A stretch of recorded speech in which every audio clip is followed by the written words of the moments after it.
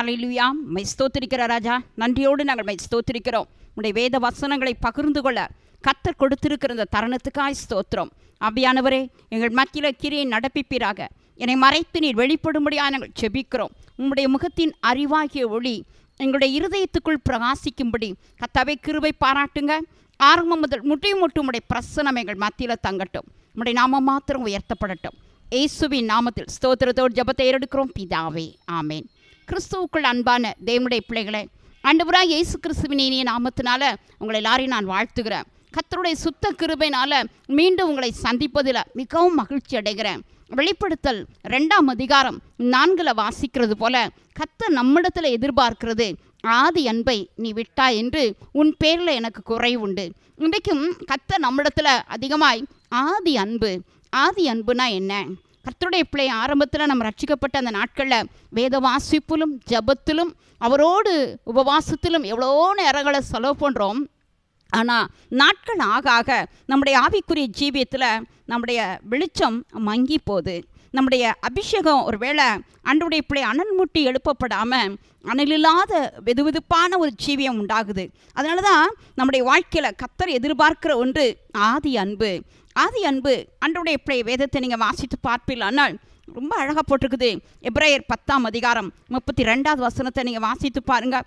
முந்தின நாட்களை நினைத்து கொள்ளுங்கள். அந்த நாட்களில் நீங்கள் பிரகாசிக்கப்பட்டிருந்த அந்த நாட்களில் மிகுந்த உபத்திரவமாகிய போராட்டங்களை சகித்தீர்கள். அப்போது இன்னைக்கு பிரகாசம் இருந்ததுன்னா எந்த போராட்டமானாலும் எந்த நிந்தையானாலும் நம்மளால் சகிக்க முடியும். இன்றைக்கி கர்த்தருடைய பிள்ளைகளுடைய வாழ்க்கையில் அந்த பிரகாசம் குறைய ஆரம்பிக்கும் போது, நம்ம ஆரம்பத்தில் உட்காண்டிருந்த அந்த கர்த்தருடைய வேத வசனங்களை தியானிப்பது, வேத வசனங்களை குறித்து அதிகமாக ஆண்டவருடைய பாதத்தில் உட்கார்ந்து இருதயத்திலாய் கர்த்தருடைய வார்த்தையை நம்ம சுமப்பது, இவைகளெல்லாம் குறைய ஆரம்பிக்கும் போது நம்முடைய ஆவிக்குரிய ஜீவியம் என்ன ஆகுதுன்னா, ஆண்டவருடைய பிள்ளைய பாடுகளை சகிக்க முடியல, போராட்டங்களை சகிக்க முடியல, பிரச்சனைகள் வரும்போது அதை நம்மளால் ஜெயிக்க முடியல. கிறிஸ்துவனுடைய அன்பை விட்டு நம்மை பிரிப்பவன் யார்? ஆண்டவருடைய பிள்ளைய நிறைய நேரங்களில் உபத்திரம் வரும்போது, போராட்டம் வரும்போது, இன்னும் கிறிஸ்துவின் நிமித்தம் வருகிறதான பிரச்சனைகளை சந்திக்கும் போது நம்மளால் சகிக்க முடியாதுக்கு போகிறதுக்கு காரணம் ஒன்றே ஒன்று, பூரணமான தேவன் மேல் இருக்கிற ஒரு அன்பு நம்முடைய வாழ்க்கையில் குறைந்து போகுது. வேதத்தில் வாசிக்கிறோம், நீதிமொழிகள் 10ஆம் அதிகாரம் 12, அன்பு திரளான பாவங்களை மூடும் என்று நாம் வேதத்தில் வாசிக்கிறோம். அன்புடைய பிள்ளை இன்னைக்கு அன்பில் நம்ம குறைஞ்சி போயிட்டோம்னா, தேவன் பேரில் வைத்திருக்கிற அன்பில் நம்ம குறைஞ்சிட்டோம்னா, நம்முடைய வாழ்க்கையில் கர்த்தருடைய பிள்ளையே நிறைய காரியத்தில் ஒரு பின்மாற்றம் தான் நம்முடைய வாழ்க்கையில் காணப்படும். ஒரு சின்ன ஒரு பிரச்சனை நம்ம வாழ்க்கையில் வந்தால் நம்மளால் ஜெயிக்க முடியாததுக்கு காரணம் நமக்குள்ளாய் பிரகாசமாக இந்த வேத வசனம் இருதயத்துக்குள்ளே காணப்படலை. விடிவெளி உங்கள் இருதயத்தில் உதிக்கிற வரையிலும் அந்த வசனங்களை தியானம் பண்ணுங்கன்னு பைபிளில் வாசிக்கிறோம். ஆனால் இன்றைக்கி யோசித்து பாருங்கள், நம்ம எவ்வளோ நேரம் வேத வசனங்களை எடுத்து நம்ம ஆராய்ந்து பார்க்குறோம். கர்த்தருடைய வசனம் நம்முடைய பாதத்துக்கு தீபம் என்று நாம் வேதத்தில் வாசிக்கிறோம். வசனத்தை பிடித்து கொண்டால் சுடர்களைப் போல பிரகாசிக்க முடியும் என்று. இந்த வசனம் நம்ம என்னைக்கு குறையுதோ, வேத வசனத்துக்கு பதிலாக உலக காரியமெல்லாம் உள்ள வர ஆரம்பிக்கும் போது நம்முடைய ஜீவியத்தில் கர்த்தருடைய பிள்ளையை பிரகாசிக்க முடியாத ஒரு நாட்களாய் நம்முடைய நாட்கள் மாறும். அதுதான் ஆதி அன்பில் நம்ம குறைப்படுகிற ஒரு ஜீவியம் என்று நாம் வேதத்தில் பார்க்குறோம். அது மாத்திரமல்ல, எரேமியா தீர்க்கதரிசியின் புஸ்தகம் 2ஆம் அதிகாரம் 2வது வசனத்தை கூட நீங்கள் வாசித்தீங்கன்னா, அந்த நாளில் எகிப்திலிருந்து இஸ்ரவேல் ஜனங்களை கர்த்தர் வெளியே கொண்டு வருகிறார் வனாந்திரத்தில். அந்த வனாந்திரத்தில் இளவயதின் அந்த பக்தியை ஆண்டவர் ரொம்ப அழகாக பேசுகிறார். ஆனால் அந்த நாட்களில், அந்த வனாந்திரமான நாட்கள், விதைக்கப்படாத அந்த நாட்களில் வேத வசனங்கள் ஆண்டவருடைய சந்நிதியிலிருந்து கர்த்தருடைய அந்த மன்னா வரும் என்று சொல்லி ஒவ்வொரு நாளும் அந்த இஸ்ரவேல் ஜனங்க அவளோடு மன்னாவுக்காக வெயிட் பண்ணி காத்திருக்கிறாங்க. காலையில் எந்திரிக்கிறாங்க, மன்னாவை பொறுக்கிறாங்க. அதுதான் இளவயதின் பக்தி. ஆனால் வாழ்க்கைப்பட்ட பிற்பாடு அவர்களுக்கு இருந்த நேசத்தை குறித்தும் அங்கு மிக வேதனையாய் ஆவியானவர் எழுதி வைத்திருக்கிறத நாம் வேதத்தில் வாசிக்கிறோம். இன்றைக்கி நம்ம வாழ்க்கையில் அப்படி தான். மன்னா ஆண்டவருடைய சந்நிதியிலிருந்து வருகிறதான அந்த வானத்தின் அப்பம், தூதர்களுடைய அப்பத்தை சாப்பிடுவதற்கு ஒரு காலத்தில் நம்ம வாஞ்சியாக இருந்தோம். ஆனால் இன்றைக்கு பின்மாற்றத்துக்கு நேராய் எத்தனையோ பேருடைய வாழ்க்கை போய்கொண்டிருக்கிறது. அந்த வாஞ்சையில் தெய்வனுடைய சமூகத்தில் காத்திருக்கக்கூடிய அந்த அபிஷேகம் ரொம்ப குறைஞ்சி போச்சு. ஆவியானவருடைய அந்த ஆலோசனைக்கு நம்மளால் செவி கொடுக்க முடியல. தெய்வ ஜனமே, ஆகவே தான் இன்றைக்கு ஆண்டவர் துக்கத்தோடு கூட பேசி கொண்டிருக்கிறார். ஓசியா தீர்க்கதரிசியின் புஸ்தகம் 2ஆம் அதிகாரம் 15வது வசனத்தில் கூட நீங்கள் வாசித்து பாருங்க. எகிப்திலிருந்து இஸ்ரவேல் ஜனங்க புறப்பட்ட அந்த நாளில் அவங்க என்ன செய்தாங்களா, அந்த இளம் வயதில் அவங்க பாடினார்களாம், பாடல்களை பாடினார்கள். முன்போல நீ திரும்ப பாடுவாய் என்று அந்த பகுதியில் வேதத்தில் வாசிக்கிறோம். அப்போ அந்த நாட்களில் ரட்சிக்கப்பட்ட ஆரம்ப நாட்களில் பாருங்க, நம்ம எவ்வளோ உற்சாகமாக பாடல் பாடி ஆண்டவருடைய ஆராதனைக்கு போய் செய்தி கேட்கறதுன்னு அவ்வளோ தாகம். ஆனால் இன்றைக்கு பாடல் சத்தம் இல்லை, நம்ம வீட்டில் புலம்பல் சத்தம் தான். பிரச்சனைகள் வரும்போது அதை ஜெயிக்க முடியாத ஒரு எத்தனையோ சோர்வுகள். ரோமர் 5:5 வாசிக்கிறோம், பரிசுத்த ஆவியானவர் என்ன செய்கிறாராம், நம்முடைய உள்ளங்களில் அன்பின் ஆவியினால நிரப்புறாராம். அந்த நம்பிக்கை ஒருபோது நம்ம வெட்கப்படுத்த மாட்டாது என்று. கர்த்தருடைய அந்த அன்பு நமக்குள்ளே இருக்குமானால் ஆண்டவருடைய பிள்ளையை பூரண அன்பு பயத்தை புறம்பே தள்ளும். வருகிற எல்லா பிரச்சனையை நம்ம கட்டாயம் ஜெயிக்க முடியும். ஆகவே இன்னைக்கு பரிசுத்த ஆவியானவர் கற்றுக் கொடுக்கிற ஒரு சத்தியம் ஆதி அன்பு. அந்த ஆதி அன்பில் ஒருவேளை நம்ம குறைபட்டு காணப்படுகிறோமா? அப்படி குறைப்படும் போது நம்முடைய ஜீவியத்தில் நிறைய ஆசீர்வாதங்களை நம்ம இழந்து போவோம். ஆனால் இந்த ஆதி அன்பில் நம்ம நிலைச்சிருக்கும்படி இன்னும் சில ஆலோசனைகளை பரிசுத்த ஆவியானவர் நமக்கு கற்றுக் கொடுக்கிறார். நீங்கள் 1 ராஜாக்கள் 6ஆம் அதிகாரத்தினுடைய கடைசி பகுதியை நீங்கள் வாசித்து பாருங்க. சாலமோன் மேலே ஆண்டவர் அன்பு வைத்து தான் அவனுக்கு சேஷ கிருபைகளெல்லாம் கர்த்தர் கொடுக்கிறார். சாலமோனும் தேவன் பேரில் அன்பு வைத்தானாம். அப்படி அன்பு வைத்து தேவனுடைய ஆலோசனையின்படி ஆண்டவருடைய ஆலயத்தை கட்டி முடிக்கிறான். ஆண்டவருடைய பிள்ளையை கர்த்தருடைய ஆலயத்தை கட்டின ஆண்டுகள் எல்லாம் கொஞ்ச நாட்கள் தான், 7 ஆண்டுகள் தான். ஆனால் அரண்மனையை கட்டுகிறான். 7ஆம் அதிகாரம் 1 வசனத்தை நீங்கள் வாசிங்கன்னா, அரண்மனையை கட்டின ஆண்டுகள் 13 ஆண்டுகள் என்று நாம் வேதத்தில் வாசிக்கிறோம். கர்த்தருடைய பிள்ளை அப்போ ஆரம்ப நாட்கள் ஆண்டவர் மேலே அன்பு வச்சு இந்த ஆலயத்துக்காக ஒவ்வொரு கல்லை அந்த அருமையான தகப்பன் சேர்த்து வச்ச ஒவ்வொன்றையும் அதுக்கு மேலே அவன் கர்த்தருடைய ஞானத்தின்படி மிக அழகாய் நேர்த்தியாக சட்ட திட்டத்தின்படி ஒரு காரியமும் குறைபடாமல் அழகாக கட்டி முடிக்கிறார். அங்கே கட்டப்பட்ட அந்த கல்கள் கூட கர்த்தருடைய பிள்ளையை அங்கே சுத்தியலின் சத்தம் கேட்கப்படலை. பனி தீர்த்த கற்கள் அவ்வளோ பிரயாசப்படுறாரு. ஆனால் அதுக்கப்புறம் தனக்கு இஷ்டமான ஏராளமான அந்த அரண்மனைகள் எத்தனையோ விக்கிரகங்களை அவள் கட்டுகிறத நாம் வேதத்தில் வாசிக்கிறோம். கர்த்தருடைய பிள்ளை அப்போ பின்மாற்றம் அங்கே தான் ஆரம்பிக்குது. ஒரு நாள்னா 24 மணி நேரத்தில் ஒவ்வொரு நாளும் நம்ம கடக்கும்போது எப்படி கடக்கிறோம்? வேதத்தில் வாசிக்கிறோம், ஒரு நாள் பிறப்பதை நீ அறியாயே, நாளை தினத்தை குறித்து பெருமை பாராட்டாதே. நீதிமொழிகள் 27:1 வாசிக்கிறோம். நம்ம என்ன நினைக்கிறோம்? நாளைக்கு அதை செய்யலாம், இப்படி பிளான் போடுறோம். கர்த்தருக்கு சித்தமானால் அந்த வார்த்தை நம்ம வாயில் வரவே இல்லை. இதுதான் தேவன் பேரில் வைக்கிற அந்த விசுவாசத்தில் குறைபடுகிறோம். விசுவாசத்தினால் வராது யாவும் பாவம் என்று நாம் வேதத்தில் வாசிக்கிறோம். சாலமோனுக்கு ஆரம்பத்தில் ரொம்ப சந்தோஷமாக எல்லா வேலையும் செய்கிறாரு. ஆனால் நாட்கள் ஆக ஆக தேவன் பேரில் இருக்கிற அன்பில் குறைபடும் பொழுது கர்த்தர் பல முறை அவனை எச்சரிக்கிறத நாம் வேதத்தில் வாசிக்கிறோம். அவனுக்கு இஷ்டமான ஏராளமான காரியங்களை அவன் கட்டுகிறான். அப்போ தேவ இஷ்டத்தின்படி செய்வது தான் தேவன் மேலே வைத்திருக்கிற அந்த பூரண அன்பு, கர்த்தரை திருப்திப்படுத்தக்கூடிய அந்த பூரண அன்பு. அந்த அன்பு இருக்குதா? ஏசப்பா நம்மிடத்தில் எதிர்பார்க்கிறது முழு இருதயத்தோடும் முழு ஆத்துமாவோடும் என்னில் நீ அன்பு கூறணும், முழு சிந்த முழு பலத்தோடு. அப்போ கர்த்தரிடத்தில் நம்ம எதிர்பார்க்கிற, கர்த்தர் நம்மிடத்தில் எதிர்பார்க்கிற அந்த அன்பு நம்ம காண்பிக்கிறோமா? எகு என்று சொல்லப்பட்ட சேனாபதி குறித்து நாம் வேதத்தில் வாசிக்கிறோம். எகு கர்த்தருக்கு முன்பாக ஒருவேளை சாதாரண ஒரு ஆளாய் சேனாபதியாக தான் இருக்கிறார். ஆனால் ஆண்டவர் அவன் மேலே அன்பு வைத்து அவன் தலையின் மேலே ஒரு அபிஷேக தைலத்தை ஊற்றுகிறார். நீதான் இந்த தேசத்துக்கு ராஜா, சிறுவேலுக்கு ராஜாவா. தேவன் அபிஷேகம் பண்ண உடனே அந்த ஆகாப் ராஜா வாழ்க்கையில் என்னெல்லாம் கர்த்தர் திட்டம் போட்டாரோ, அவனை அழிப்பதற்கு என்னெல்லாம் பிளான் போட்டாரோ அந்த தீர்மானத்தை அப்படியே நிறைவேற்றுகிறார். 2 ராஜாக்களின் புஸ்தகம் 10ஆம் அதிகாரம் 30வது வசனத்தை நீங்கள் பாருங்கள். கர்த்தருடைய இருதயத்துக்குள்ளே என்னெல்லாம் இருந்ததோ அவைகளெல்லாம் செம்மையாய் செய்தார். தேவனுடைய பார்வைக்கு நலமானபடி செய்தாராம். ஆனால் அடுத்த வசனத்தை நீங்கள் வாசிங்கன்னா, கர்த்தருடைய இருதயத்தை சந்தோஷப்படுத்தின அவன் வாழ்க்கையில் இந்த நியாயப்பிரமாணம், இஸ்ரவேலின் நியாயப்பிரமாணத்தின்படி செய்வதற்கு கவலையற்றிருந்தானா. அதனால் அவனுடைய வாழ்க்கையில் பார்த்தீங்கன்னா 4 சந்ததிக்குரிய ஆசீர்வாதம் தான். 4 சந்ததி தான் இஸ்ரவேலுக்கு அந்த சிங்காசனத்தில் உட்காரக்கூடிய அந்த ராஜான்ட்டார். யோசிங்களேன், இயேசுவில் அன்பு கூறும்போது, முழு இருதயத்தோடு அன்பு கூறும்போது 1000 சந்ததிக்குரிய ஆசீர்வாதம். அதை இந்த அருமையான ராஜா இழந்து போகிறார். காரணம், கர்த்தருடைய வேத வசனங்களின் மேலே அவருக்கு வாஞ்சை இல்லை. கர்த்தருடைய காரியங்கள் மேலே வாஞ்சை இல்லாதனால இஸ்ரவேல் பாவம் செய்கிறாங்க, குறைய பண்ணிறார் என்று அந்த பகுதியில் வேதத்தில் வாசிக்கிறோம். தேவஜனமே, அப்போது கர்த்தர் நம்மிடத்தில் எதிர்பார்க்கிற ஒன்று ஆதி அன்பு. அந்த ஆதி அன்பில் நம்ம குறைஞ்சிட்டோம்னா கர்த்தருடைய பிள்ளையே நம்ம ஜீவியமானது அநேக காரியத்தில் நஷ்டமடையும். கர்த்தருடைய இருதயத்தை நம்ம சந்தோஷப்படுத்த முடியாது.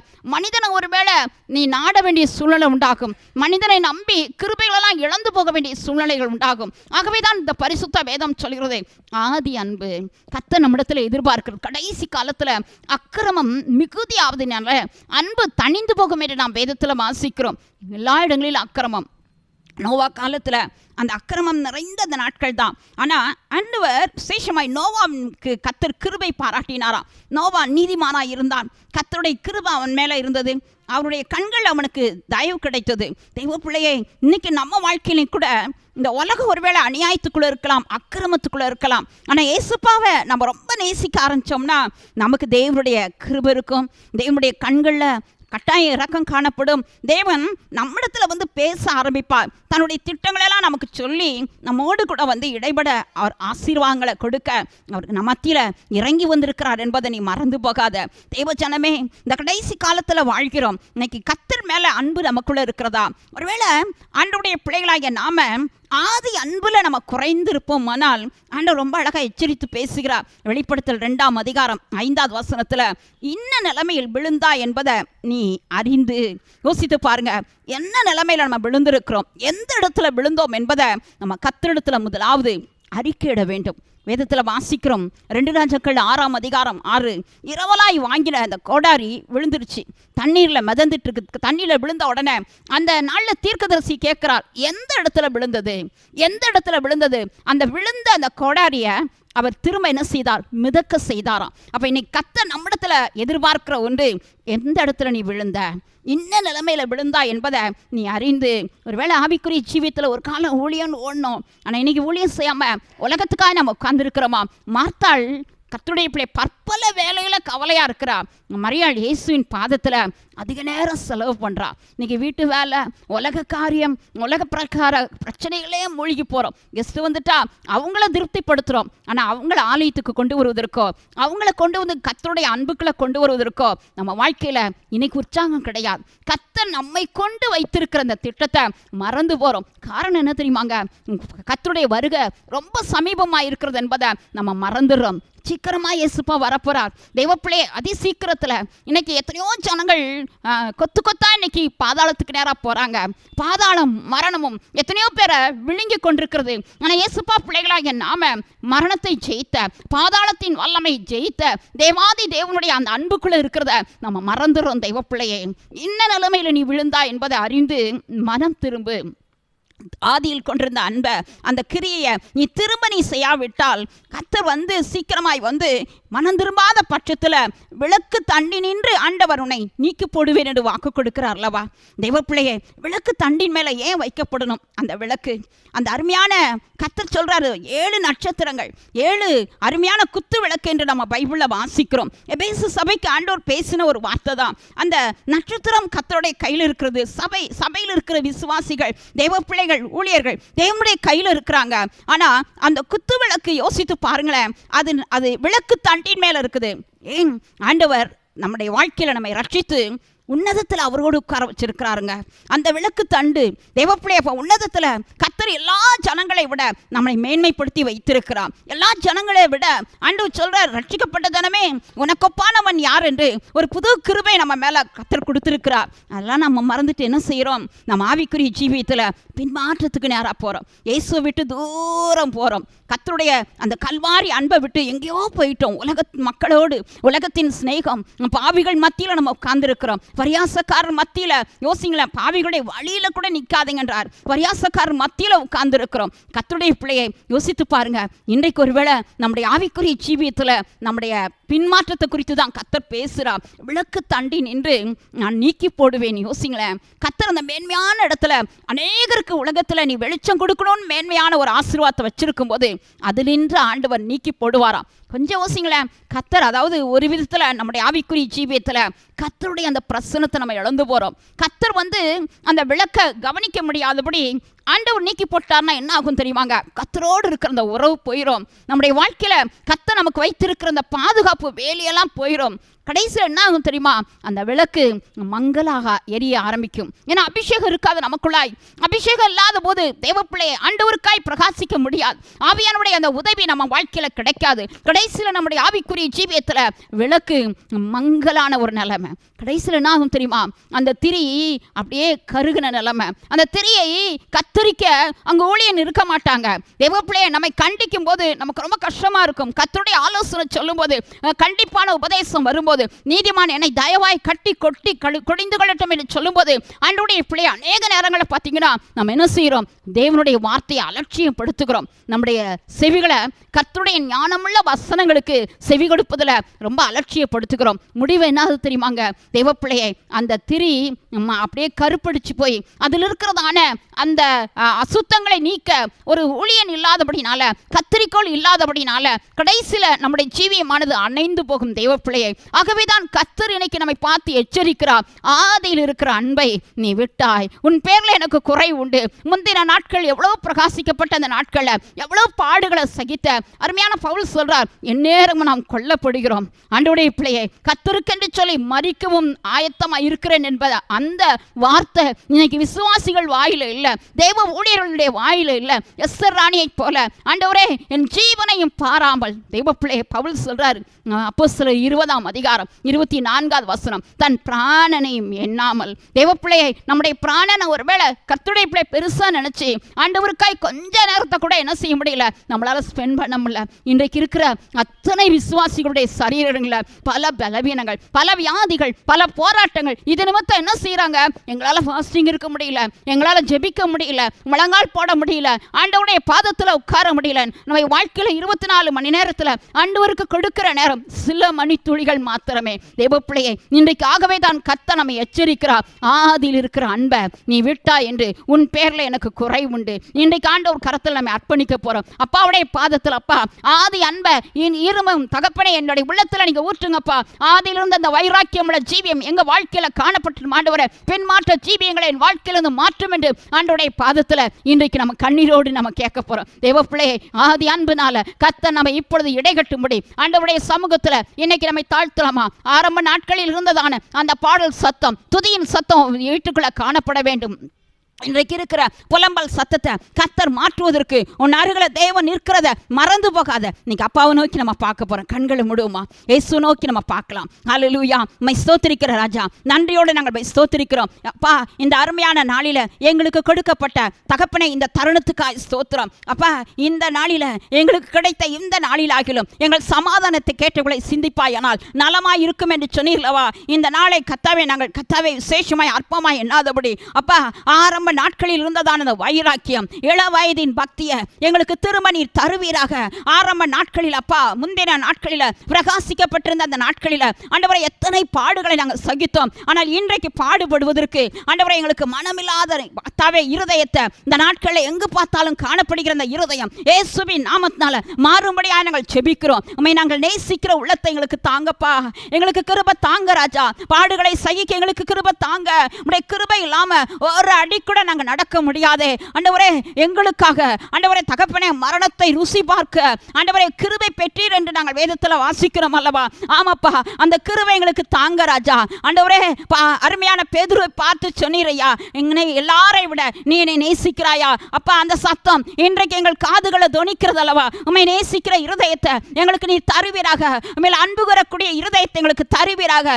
எகுவை போல ஒருவேளை வேத வசனங்களை குறித்து கவலையுற்றிருப்போம், ஆனால் இன்றைக்கு கர்த்தாவே எங்க வாழ்க்கையை கர்த்தாவே இன்றைக்கு நீர் சுட்டி காண்பிக்கிற அந்த வார்த்தை ஆண்டவரே எங்களுடைய உள்ளங்களில ஆண்டவரே உம்முடைய வார்த்தையா இப்பொழுது வெளிவருகிறதுனால அப்பா திரும்ப எங்களுடைய வேத வாசிப்பை கர்த்தாவே புதுப்பித்துக் கொள்ள கிருபை தருவீராக. ஜெப ஆவியினால எங்களை நீ இப்பொழுது இடைகட்டும்படியாக நாங்கள் ஜெபிக்கிறோம். எந்தெந்த குடும்பங்களில ஆண்டவரே பல கட்டுகள் மத்தியில உட்கார்ந்து இந்த செய்தியை கேட்கிறார்களோ அந்த குடும்பங்கள் மத்தியில உமது வேத வசனம் கடந்து சென்று அவர்களை விடுதலையாக்கும்படியாக நாங்கள் ஜெபிக்கிறோம். உம்முடைய நாமமே அவனுக்கு சர்வாங்க சுகத்தை கொடுத்தது என்று நாங்கள் வேதத்தில் வாசிக்கிறோம் ஜெபிக்கிறோம் அல்லவா. இந்த வேளையிலும் கூட சர்வாங்க சுகத்தை பிள்ளைகளுக்கு நீர் தருவீராக. எல்லா கட்டுகளிலிருந்து பிள்ளைகளை இந்த நாளில் விடுதலையாக்கும்படியாக நாங்கள் ஜெபிக்கிறோம். ஆத்துமாவில் இருக்கிற துதிக்க முடியாதபடி இருக்கிற காவலுக்கு பிள்ளைகளை இப்பொழுது நீர் விடுதலையாக்கும்படியாக நாங்கள் ஜெபிக்கிறோம். தொடர்ந்து உம்முடைய வல்லமை வெளிப்படட்டும். எல்லா துதியான மகிமை எடுத்துக்குங்க. இயேசுவின் நாமத்தில் ஸ்தோத்திரத்தோடு ஜெபத்தை ஏறெடுக்கிறோம் பிதாவே. ஆமேன், ஆமேன், ஆமேன்.